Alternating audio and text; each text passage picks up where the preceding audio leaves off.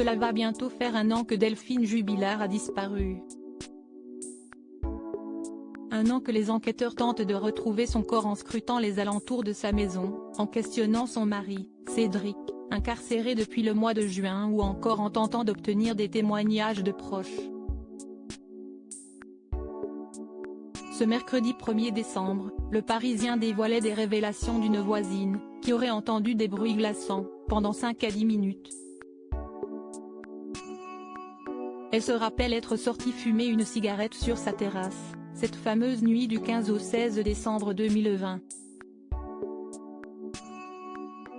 Habitant à 130 mètres de la maison des Jubilard, elle aurait entendu des bruits effrayants, c'était un cri de peur, c'était fort. Ça criait, ça s'arrêtait, et la peur était si importante qu'elle n'avait pas le temps de reprendre son souffle. Ce que je sais, si est que le cri de cette personne m'a fait très peur, a-t-elle confié selon des propos. Avec ces cris, cette voisine aurait aussi entendu des couinements de chiens. Pensant à une bataille entre molosses, elle aurait pensé à se rendre sur place mais a fait machine arrière, terrorisée par les chiens.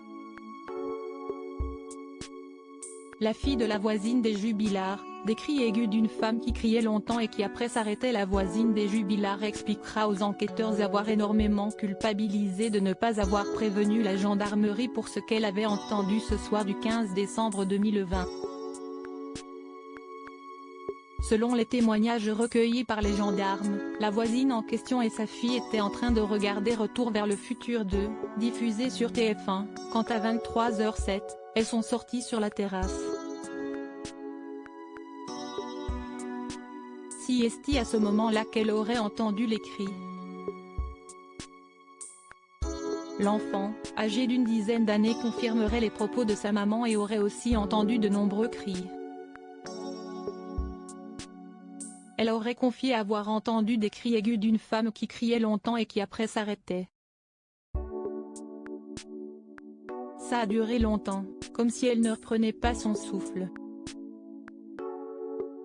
Des mots terrifiants,